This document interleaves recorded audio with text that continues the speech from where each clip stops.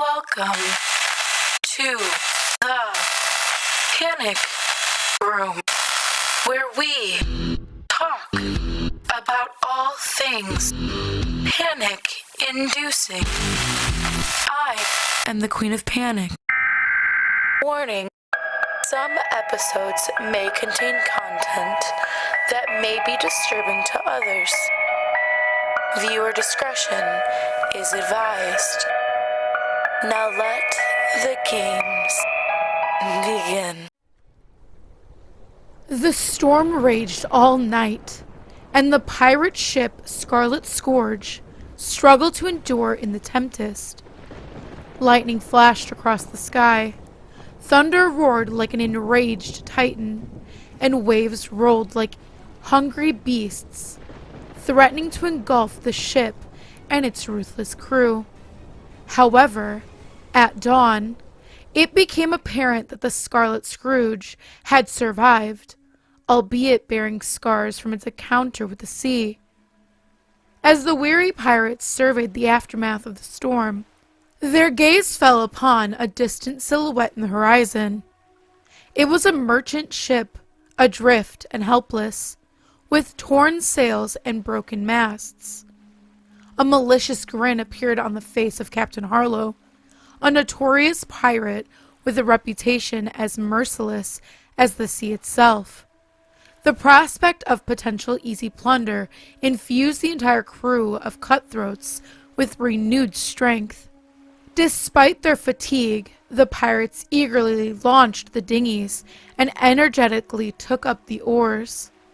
When the pirates boarded the abandoned ship, they were met with eerie silence and an empty deck scattered with debris and wooden fragments of various junk. However, upon entering the cargo hold, their joy knew no bounds. Enormous crates of exotic spices, chests with valuable goods, and silk lay untouched. But there was no sign of the ship's crew anywhere. Suspicion lingered in the air as the pirates explored the dark corners of the hold. In one dimly lit cabin, they stumbled upon a collection of elaborately adorned chests. Intrigued, the pirates opened their first chest and found a dazzling array of treasures: diamonds, rubies, sapphires, pearls. Their greedy eyes gleamed as they uncovered more and more treasures. However, when they opened the last massive chest, their greedy hearts froze in shock. There, amidst the sparkling gems, lay the body of a young woman. She possessed an otherworldly beauty, with hair the color of blackwood cascading down her pale shoulders. Her skin was as smooth as ivory, her lips as red as blood, and her closed eyes, adorned with long lashes, seemed like windows to a fairy tale world. Captain Harlow, despite his cruelty and ruthlessness, was captivated by her beauty. His cold gaze softened for a moment. She's worth more than all the treasures in the world, declared the captain. The crew nodded in agreement, and he decided to keep the girl with them, assuming her to be dead. They placed her in a separate cabin, away from the revelry. As the sun set, casting the sea in a crimson glow, the pirates celebrated their newly acquired wealth, forgetting about the mysterious, lifeless passenger. With the onset of night, the drunken marauders dispersed into their corners, some falling asleep inebriated on deck. The captain, taking a partially consumed bottle of rum with him, descended into his cabin. Seated in a chair near his cluttered table, filled with various papers and navigation charts, he wearily closed his eyes. Harlow began to drift into sleep when a sudden noise jolted him awake. A cold shiver ran down the spine of the fearless cutthroat. On his bed sat the lifeless girl. Harlow froze, his mouth agape. It was unclear how long he sat in silent stillness. But then the lifeless beauty abruptly stood up, reaching out towards the captain.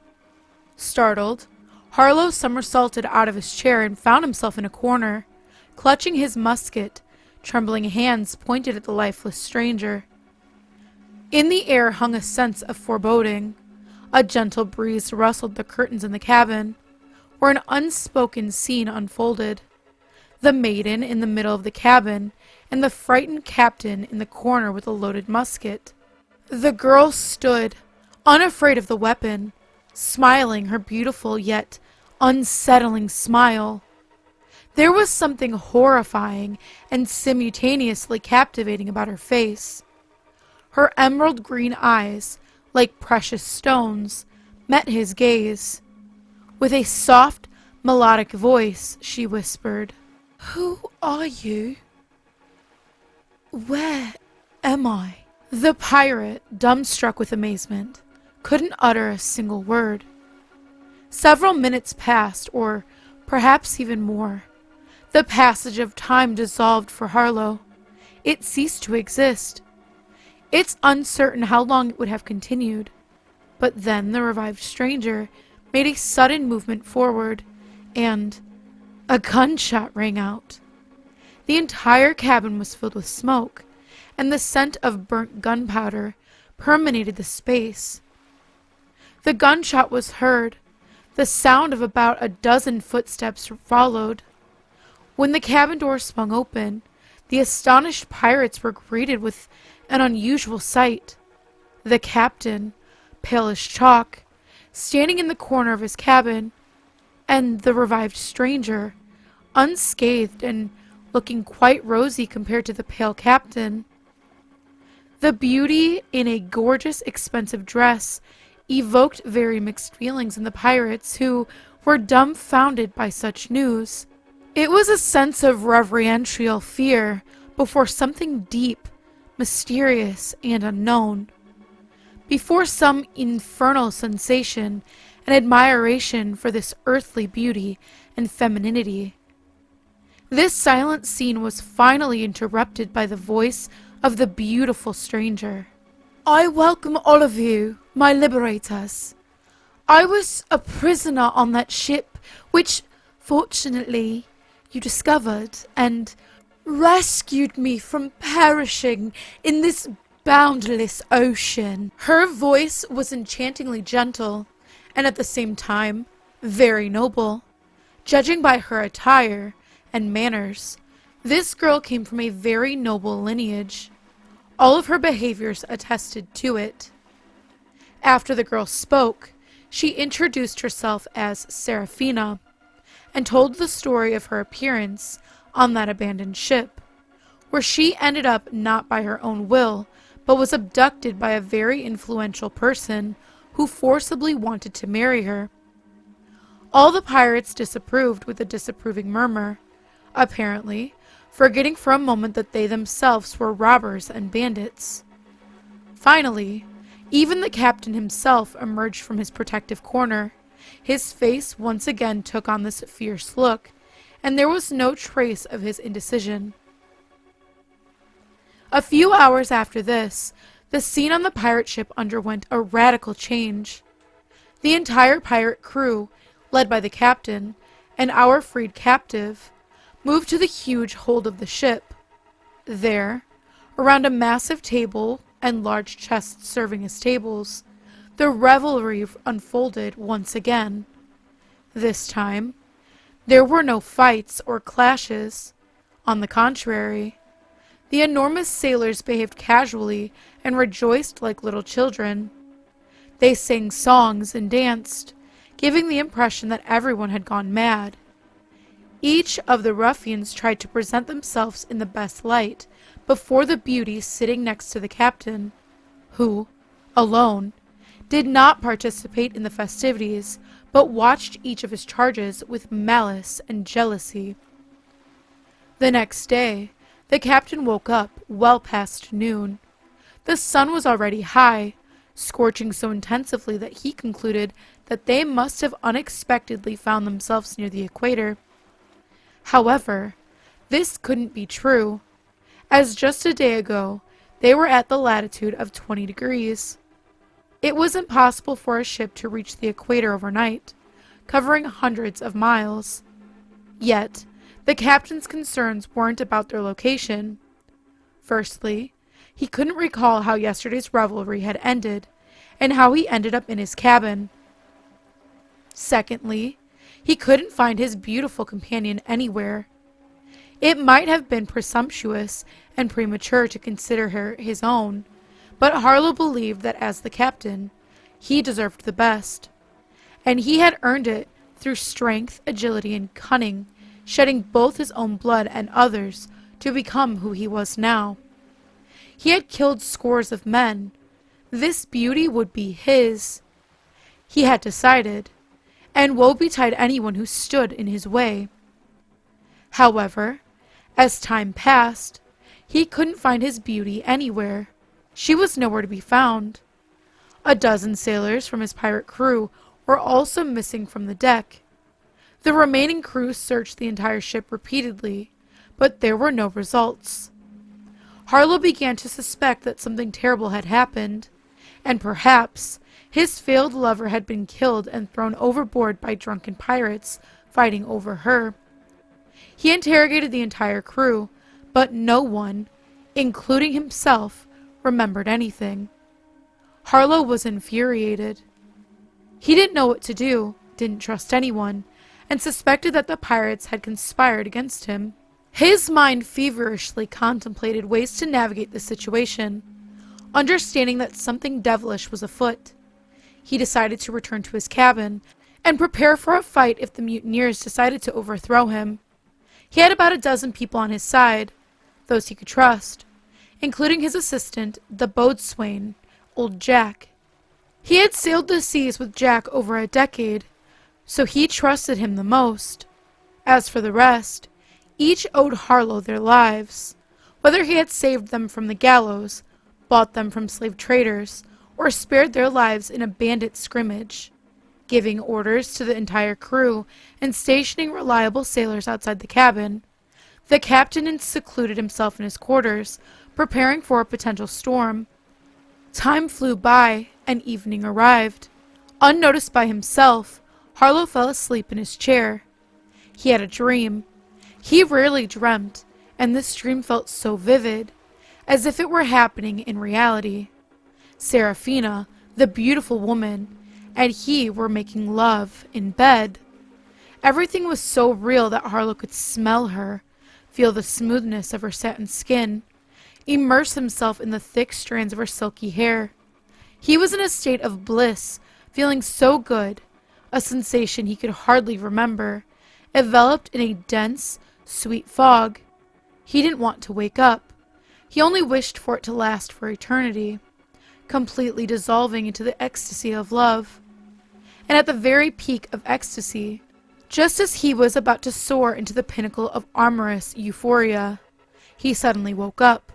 Or rather, he was forced to, as a thunderous noise and creaking of the door to his cabin couldn't leave even the deaf indifferent. Beyond the door, horrifying screams, curses, and gunfire resounded. Harlow jumped to his feet, grabbing his saber from his sheath, holding a pistol in one hand, another at his belt, ready for action. The captain rushed to the cabin door. It wobbled but held. He heard Jack shouting, and he was ready to fling the door open and rush to his old friend's aid, when suddenly, behind the door, a terrifying roar echoed. It was a roar, the growl of some beast, something no human could produce. Harlow, a man who had seen it all, hesitated for a moment, and then he heard Jack's cry, a deathly scream, the final cry of his friend. Forgetting about the danger, the captain tore the door open and leaped into the dark expanse of the hold. Nothing was visible, only the smell of gunpowder and blood, fiery flashes here and there, and the cries of his dying sailors, as they were attacked by shadowy enemies.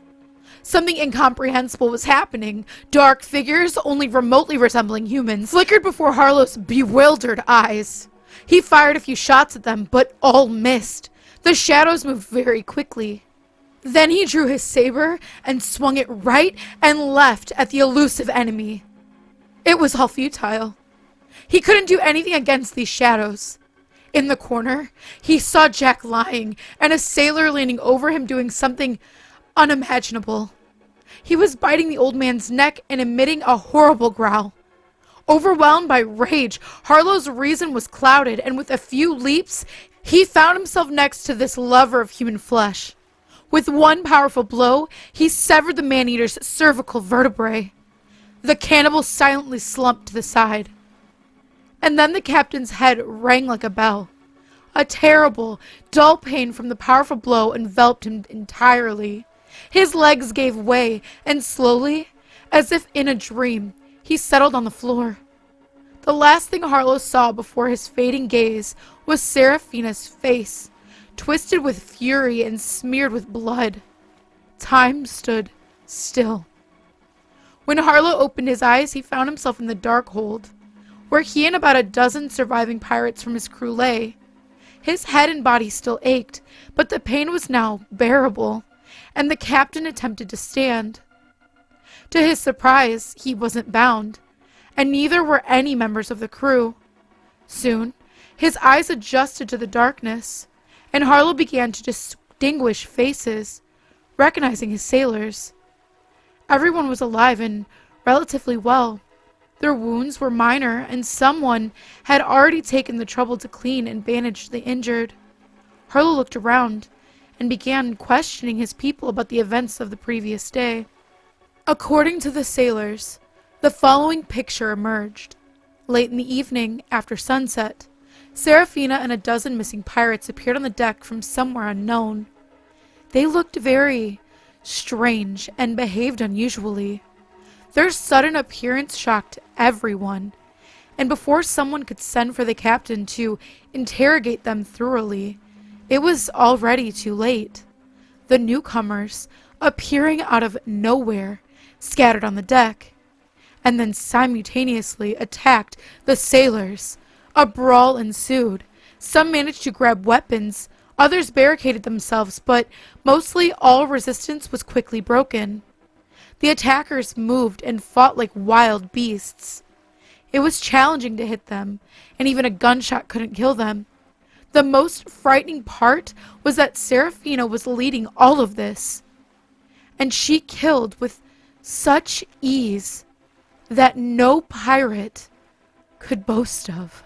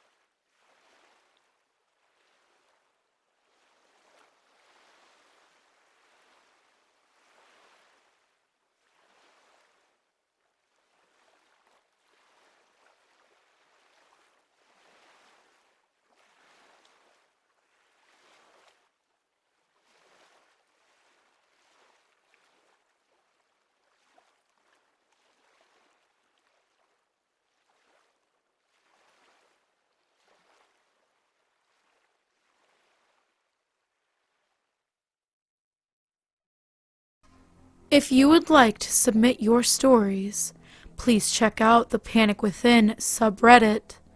I go over those stories that are submitted, and I go ahead and I narrate them. I say go over, but I narrate all of them. So if you are interested in something like that, go ahead and take a look in the description, and you'll find the link there. We also have a Discord.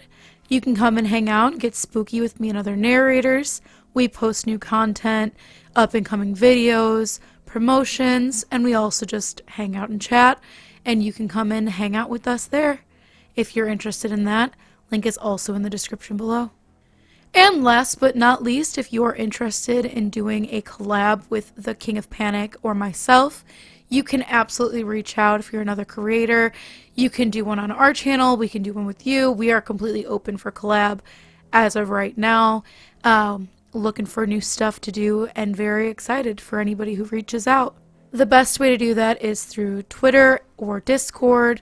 I do check Instagram and I will get back. It just might take a little longer because I'm super bad at that, but I've been trying to be better. So if you do reach out there, even if it takes a couple days, I'll be there. But like I said, we're excited. So please definitely reach out and we're looking forward to it. And as always, thank you for visiting the Panic Room. You have successfully made it to the next portion of your tour. Please stay tuned for your next prompt.